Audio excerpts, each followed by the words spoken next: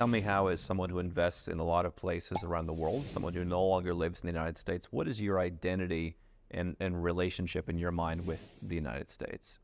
I'm a U.S. citizen and therefore a U.S. taxpayer. Unfortunately, America is one of, I think, only 2 countries in the world where you have to pay American taxes no matter what. Other countries don't do that. Other countries don't think that's a fair system. I don't think it's a fair system. You live in Singapore, you pay in Singapore, and you'd pay a lot less. Yes, and if you don't earn money in country X, you don't have to pay taxes in country X, except the U.S. When you don't live there, yeah, and you don't live there. Doesn't matter. Under the American system, and as I said, it's only one of 2 in the world. I don't consider it fair, but who cares what I think? They think it's fair in Washington, so that's the system. But other people don't have that problem. I mean, if you're Portuguese and you live in Brazil, you don't pay any taxes. You choose where you want to pay, basically, rather than it being chosen for you. You do choose. You choose many things if you live in a different place and if you have multiple passports. One good thing about the United States is you can have as many passports as you want. Nobody will stop you. There's some countries, Singapore, you can only have 1 passport for historic reasons. Some countries are more open and free, if you use that term. It depends on where you are. If you had to choose, would you want to be an American or would you want to be a Singaporean citizen if it came down to one or the other? For the reasons I mentioned before, in America I can have more than 1 passport. In Singapore you can only have 1 passport, and I consider that dangerous, no matter what the country, if you can only have 1 passport, because I don't know what's going to happen in the next 50 years.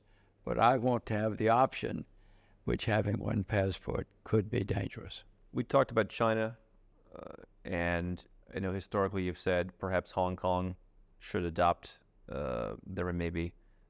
What are your thoughts on China's currency now? And if you had to imagine a situation when the currency opened up and perhaps presented more competition to the dollar, what would that take?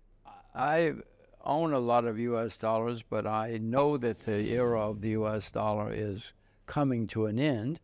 No currency stayed on top forever, no more than 100, 150 years, none in history. But Andrew, I don't see another currency at the moment that can compete, except the Chinese currency. But China, the currency is a blocked currency. You can't just buy and sell it like you can euros or dollars or something. So until China completely opens its currency, I don't see its practice. Now, they're doing it. They've been doing it for 20 years. Not enough, if you ask me, but it's the only currency that I see on the horizon that someday can compete with the U.S. dollar. I hope something else comes along, but I don't see it yet. Do you think China will take moves to be more open in that regard? They have been.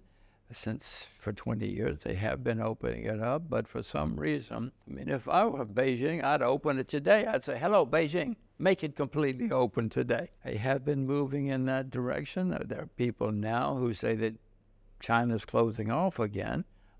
Maybe it is, but it's not like 50 years ago. I hope that China continues to open up. It'll be good for the world and good for China. One of our VIPs was asking about BRICS and your thoughts on that. Some new countries joining this alliance, let's call it. What impact do you see BRICS having on the world, and what does it mean to you as an investor, if anything? BRICS, in my estimation, is nothing more than a figment of somebody's imagination. They say they're expanding, but they're not expanding anything more than just annual meetings that I can see. There's nothing behind the concept. They're all wonderful countries, and they're going to be, have been, it will be successful countries. And you know, Andrew, as I look at history, there have been very few, if any, alliances of countries that have lasted very long.